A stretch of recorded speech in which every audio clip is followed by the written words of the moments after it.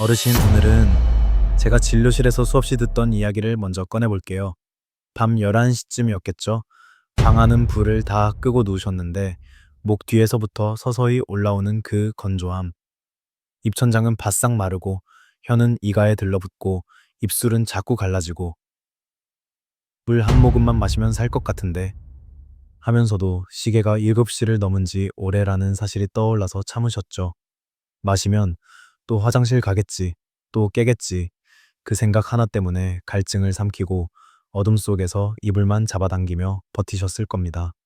그런데 이상하죠. 그렇게 물을 참고 누웠는데도 새벽 1시쯤 되면 또 눈이 번쩍 떠지고 방 밖 화장실 불빛을 더듬어 가면서 비틀거리듯 걸어가 또 소변을 보고 계신 자신을 발견합니다. 내가 도대체 뭐가 문제지? 물도 안 마셨는데 왜 이러지? 속이 뒤집히고 괜히 마음이 초조해지고 잠은 더 멀어지고 돌아와 누우면 심장은 쿵쿵 조금 빠르게 뛰는 것 같고 머리는 묵직하게 울리고 다시 잠이 안 오니까 그 조용한 새벽에 혼자 누워 내가 뭘 잘못하고 있지 하고 생각하시죠. 아마 오늘 이 이야기를 듣고 계신 많은 분들이 바로 그 순간을 몇 번이고 반복하셨을 겁니다. 이렇게 말하지 않으셨나요? 물을 참아도 소용이 없어. 나는 그냥 늙어서 그런가 봐. 그런데요. 어르신, 제가 수천 명의 어르신을 진료하면서 들었던 가장 답답한 고민이 바로 이거였습니다. 그리고 그때마다 저는 조용히 고개를 끄덕이면서도 마음이 아팠습니다. 왜냐하면 이게 어르신 잘못이 아니라는 걸 너무 잘 알고 있기 때문입니다. 어르신들은 누군가가 해준 오래된 조언을 믿고 따랐을 뿐이죠. 저녁 7시 이후엔 물 마시면 안 돼. 늙으면 물 많이 마시면 더 자주 깨. 밤에 물 마시면 신장 나빠진다더라. 그렇게 들었으니까 그렇게 해오신 거죠.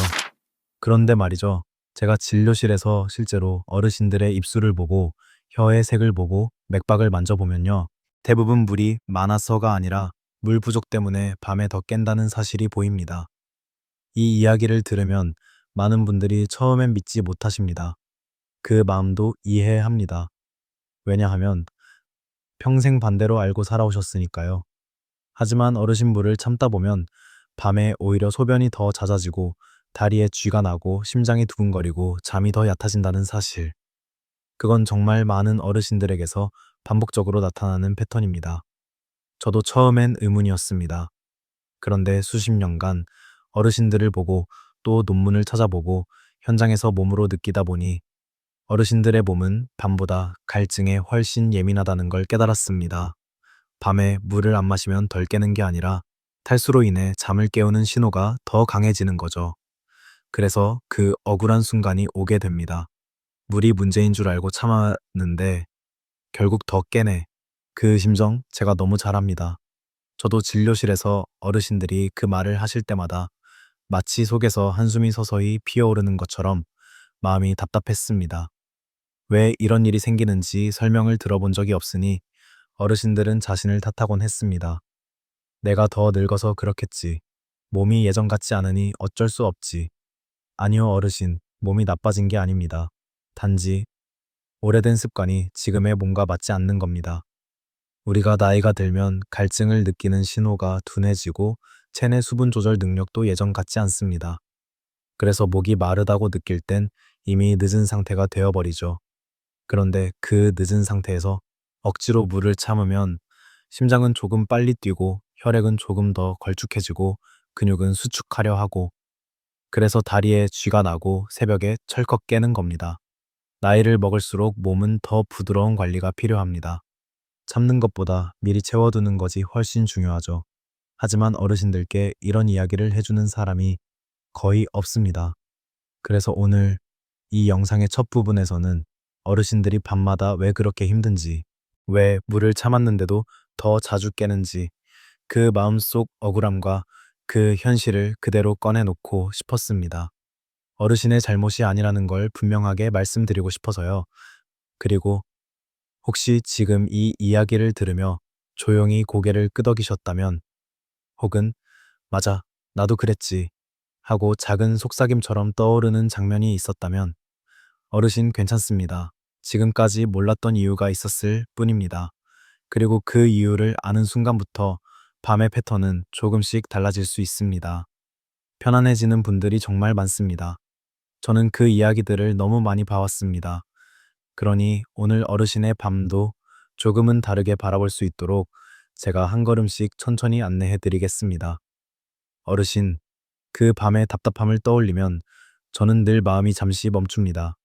진료실에서 수천 번 보아온 얼굴들, 갈증을 겨우 참아낸 듯 입술이 조금 하얗게 뜨고 눈 아래에는 깊은 피로가 내려앉아 있고 말씀은 조용히 건네시지만 마음은 이미 지쳐 있는 그 모습들 말입니다. 저는 그 표정을 너무 잘 압니다. 그 표정 속에는 단순한 피곤함이 아니라 스스로도 설명하기 어려운 억울함이 깔려 있습니다.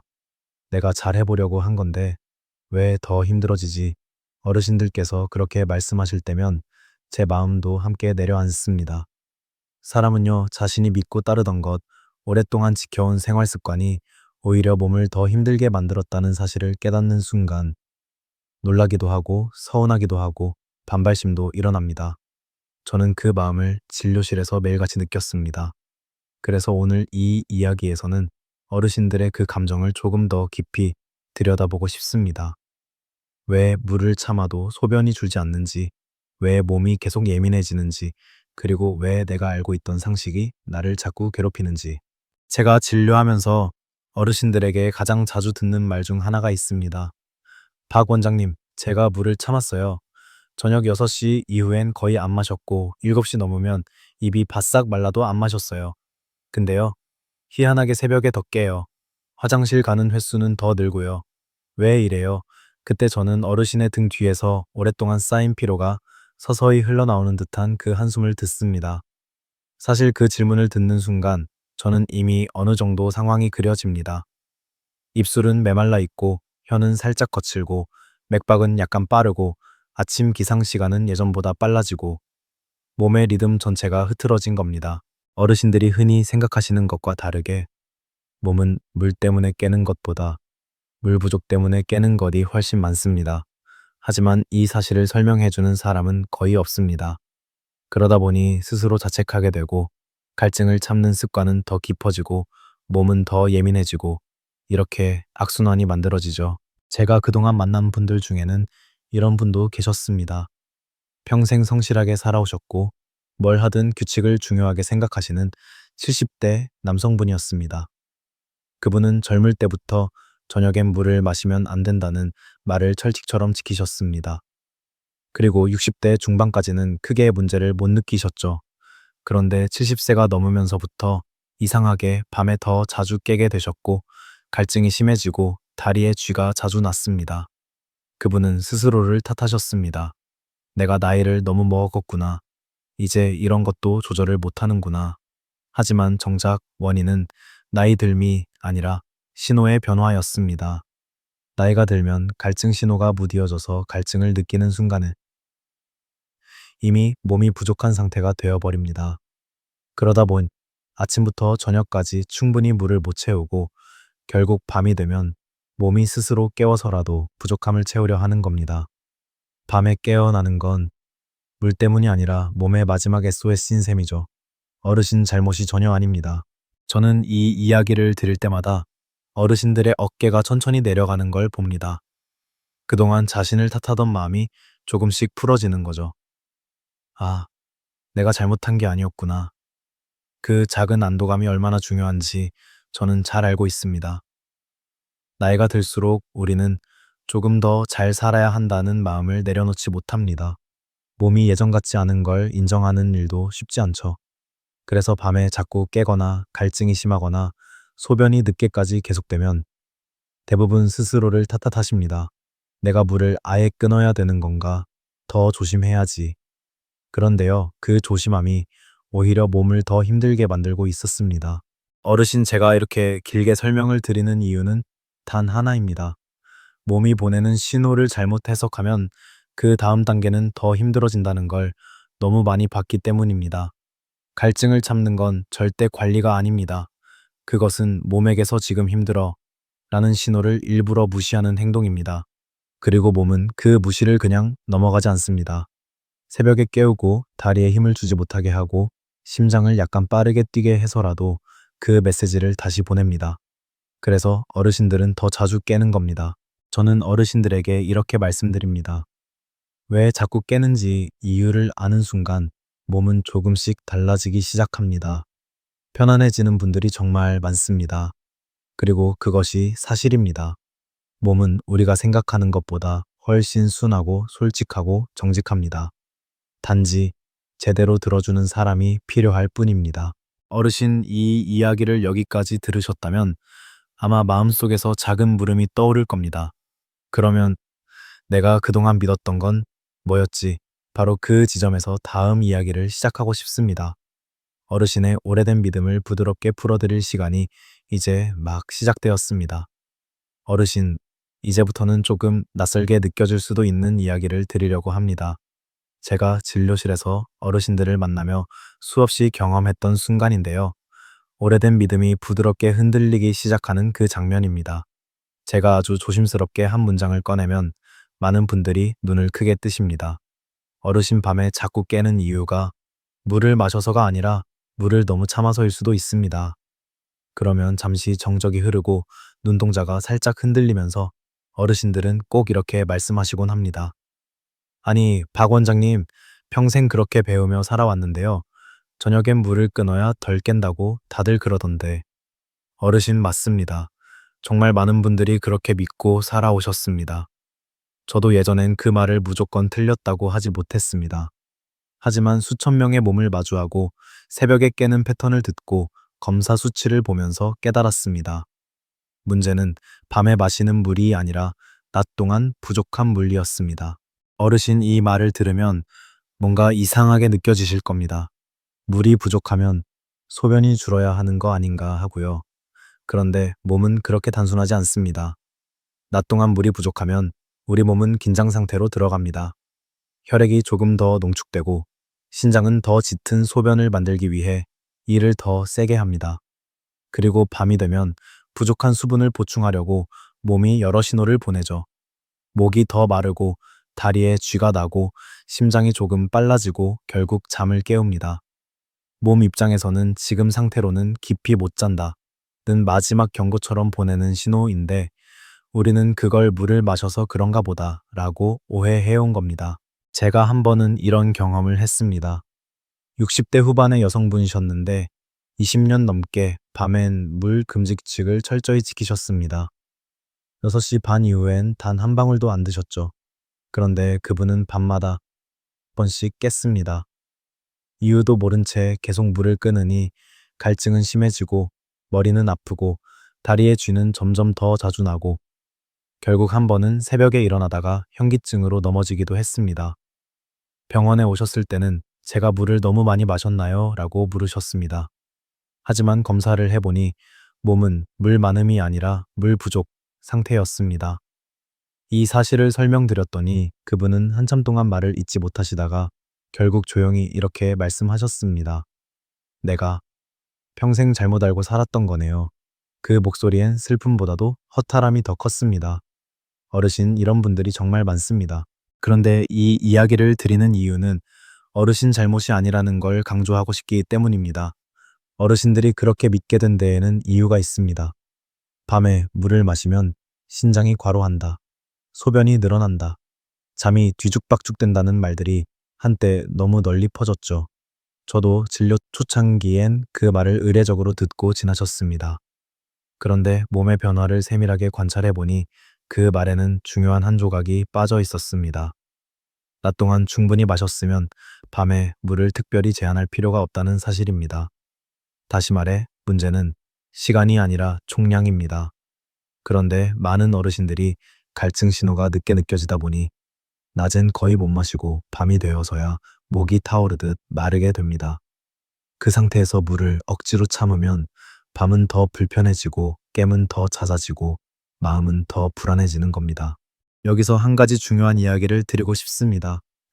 미국 하버드 의대와 메이오 클리닉, 그리고 서울대병원 고령의학 연구팀에서도 공통적으로 말하는 것이 있습니다. 나이가 들수록 체내 수분 조절 능력은 떨어지므로 규칙적이고 균등한 수분 섭취가 가장 중요하다는 점입니다. 어렵지 않은 말이죠. 한꺼번에 많이가 아니라 조금씩 자주. 특히 아침 오후 사이가 핵심입니다. 이건 이론이 아니라 실제로 수천 명의 어르신들의 수면 패턴에서 반복 확인되는 사실입니다. 동양의학에서도 비슷한 이야기를 합니다. 물은 단순히 양을 채우는 것이 아니라 기혈의 흐름을 부드럽게 하고 장부의 균형을 맞추는데 중요한 역할을 합니다. 그래서 물은 억지로 참는 것이 아니라 흐름에 맞게 채워야 한다고 이야기하죠. 억지로 참으면 이 마르고 화가 쉽게 올라와 밤에 잠이 얕아진다고 봅니다. 서양의학과 동양의학이 서로 다른 언어를 쓰지만 결국 같은 결론을 향하고 있습니다. 참는 것이 몸을 편안하게 하는 것이 아니라는 점. 어르신들께서 밤에 물을 참는 가장 흔한 이유는 내가 물을 마시면 깨니까 라는 믿음 때문입니다. 그런데 진료실에서 데이터를 쌓아보면 물을 참던 분들 중 많은 분들이 밤에 더 깹니다. 의도와 반대로 흘러간 거죠. 이게 제가 오늘 꼭 말씀드리고 싶었던 믿음의 전환입니다. 어르신 지금 이 이야기를 듣고 마음속에서 조용히 이런 생각이 드실 수 있습니다. 그럼 나는 지금까지 뭘 잘못한 거지 아닙니다. 잘못하신 게 아닙니다. 단지 몸의 나이가 바뀌었는데 습관이 따라오지 못했을 뿐입니다. 나이가 들수록 몸은 부드럽게 관리해야 합니다. 억지로 누르고 억지로 참기보다 미리 조금씩 채워주는 쪽으로요. 그러면 몸은 스스로 편안해질 여유를 찾습니다. 어르신 지금 이 과정은 단순히 상식을 뒤집는 게 아니라 몸을 있는 그대로 이해하는 과정입니다. 이 다음부터는 그렇다면 어떻게 해야 수면이 편안해지는가? 그 해답으로 천천히 들어가 보겠습니다. 어르신, 이제부터 드릴 이야기는 조금 더 몸 안에서 실제로 무슨 일이 일어나는지를 차분히 풀어가는 부분입니다. 제가 이렇게 하나하나 천천히 설명드리는 이유는 어르신들께서 그동안 너무 많은 정보를 반쪽만 들으셨기 때문입니다. 누군가는 밤엔 물을 마시면 안 된다. 고만 말하고 또 누군가는 물을 많이 마셔야 한다. 고만 말하죠. 그런데 정작 몸은 그렇게 단순하게 움직이지 않습니다. 몸은 아주 섬세하게 균형을 맞추고 낮과 밤의 리듬에 따라 완전히 다른 방식으로 동작합니다. 그래서 오늘은 조금 더 깊이 그런데 어렵지 않게 제가 진료하면서 늘 확인해온 그 몸의 언어를 어르신께 들려드리고 싶습니다. 어르신 나이가 들면 우리 몸에서 가장 먼저 변하는 기능 중 하나가 바로 항이뇨 호르몬입니다. 이건 밤에 소변을 덜 만들게 해주는 호르몬인데요. 젊을 때는 밤에 자연스럽게 이 호르몬이 많이 분비되어서 깊은 잠을 자는 동안 화장실을 덜 가게 도와줍니다.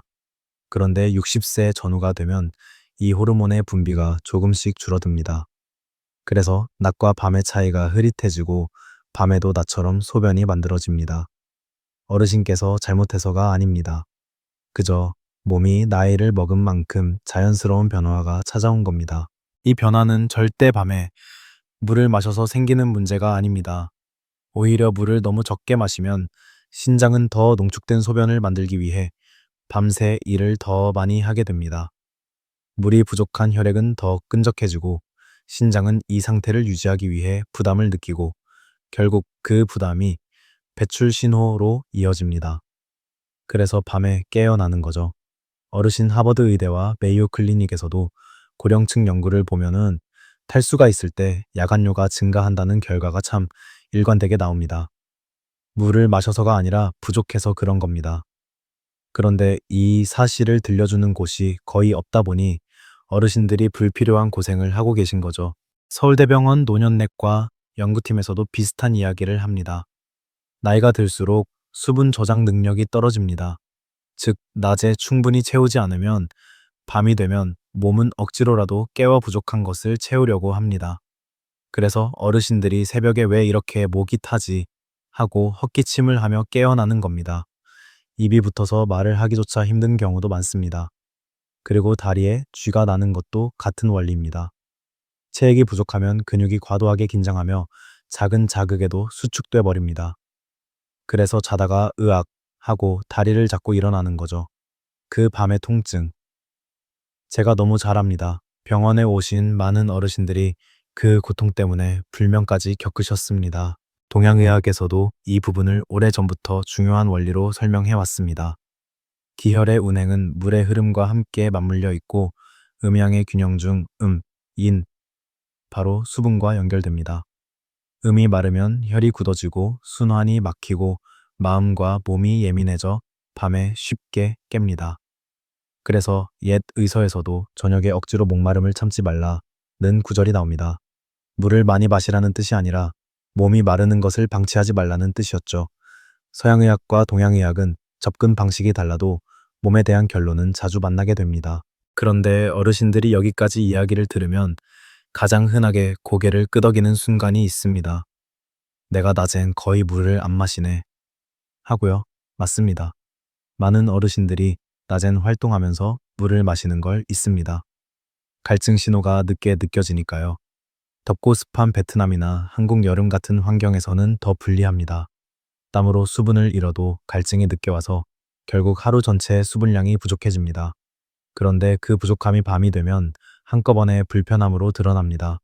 낮 동안 충분히 채워두었으면 없었을 불편함이죠. 이런 상황에서 많은 분들이 그럼 더 참아야지 라고 판단하십니다. 그런데 이것이 바로 흔한 실수입니다.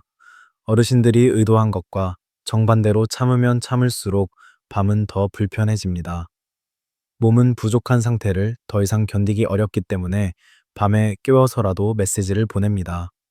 그리고 그 메시지는 소변 갈증, 두근거림, 근육 경련 같은 모습으로 나타납니다. 어르신이 괴로웠던 그 모든 순간이 사실 몸의 구조적인 원리 때문이었습니다. 그러니 어르신 제가 지금 드리는 이 설명은 절대 새롭게 알게 된 지식만이 아닙니다. 어르신의 지난 밤들이 왜 그렇게 힘들었는지 그 이유를 하나씩 밝혀드리는 과정입니다. 그 이해가 쌓이면 몸은 훨씬 부드럽게 관리할 수 있습니다. 편안해지는 분들이 정말 많았습니다. 이제 남은 질문은 이것일 겁니다. 그러면 나는 어떻게 해야 할까? 어르신 다음 부분에서는 아주 단순하지만 많은 분들이 효과를 보셨던 생활 속 물 관리법을 천천히 말씀드리겠습니다. 어르신, 이제 마지막으로 드릴 이야기는 그동안의 밤을 조금 더 편안하게 만들 수 있는 아주 단순한 생활 리듬에 대한 것입니다. 거창한 비법이 아닙니다. 돈이 드는 것도 아니고 어려운 운동도 아닙니다. 제가 진료하면서 수없이 많은 어르신들에게 드렸고 또 실제로 편안해지는 분들이 많았습니다. 라고 자신 있게 말씀드릴 수 있을 만큼 검증된 방법입니다. 다만 이 방법을 이해하시기 전에 꼭 기억하셔야 할 것이 하나 있습니다. 어르신의 몸은 예전과 다릅니다. 하지만 다르다고 해서 나빠진 것도 틀어진 것도 아닙니다. 단지 예전보다 조금 더 부드러운 관리, 조금 더 천천히 채워주는 습관이 필요해졌을 뿐입니다. 어르신, 우리가 밤에 괴로운 이유는 단순합니다. 몸이 낮 동안 충분히 채워지지 못해서 밤이 되면 그 부족함을 깨움이라는 신호로 다시 요구하는 것입니다. 그래서 해결의 핵심은 언제나 한 가지 방향으로 귀결됩니다. 밤을 바꾸려면 낮을 바꿔야 한다. 이제 제가 아주 천천히 몸이 부담 없이 따라갈 수 있는 방법을 안내 드릴게요. 이 이야기 속에는 제가 진료실에서 들었던 깜짝 놀랄 만큼 비슷한 패턴들이 숨어 있습니다. 어르신 하루의 리듬은 이렇게 나눠볼 수 있습니다. 아침에 일어난 직후, 점심 전, 오후 3, 5시, 저녁 식사, 그리고 7시 이후. 그 중에서 가장 중요하게 여겨야 할 시간대는 아침부터 오후까지입니다. 어르신들 대부분은 이 시간대에 물을 거의 못 드십니다. 갈증 신호를 잘 못 느끼기 때문입니다. 그러다가 해가 지고 기온이 내려가면 그때서야 몸이 부족하네 하고 뒤늦게 신호를 보냅니다. 그래서 밤에 갈증이 심해지고 물을 참으면 더 예민해지는 겁니다. 그렇다면 어떻게 해야 되느냐? 아침부터 오후 5시 사이에 물을 조금씩 자주 마셔주시면 됩니다. 한 번에 많이가 아니라 두세 모금 정도. 입안을 적시고 목을 부드럽게 풀어주는 정도. 이렇게 작은 양을 자주 들이키는 것이 나이 든 몸에는 훨씬 잘 맞습니다. 하버드 의대에서도 고령층에게 권하는 방식이 이겁니다. 한 컵을 억지로 마시는 것보다 수시로 조금씩 마시는 것이 수분 유지에 훨씬 효과적이다. 어렵지 않죠?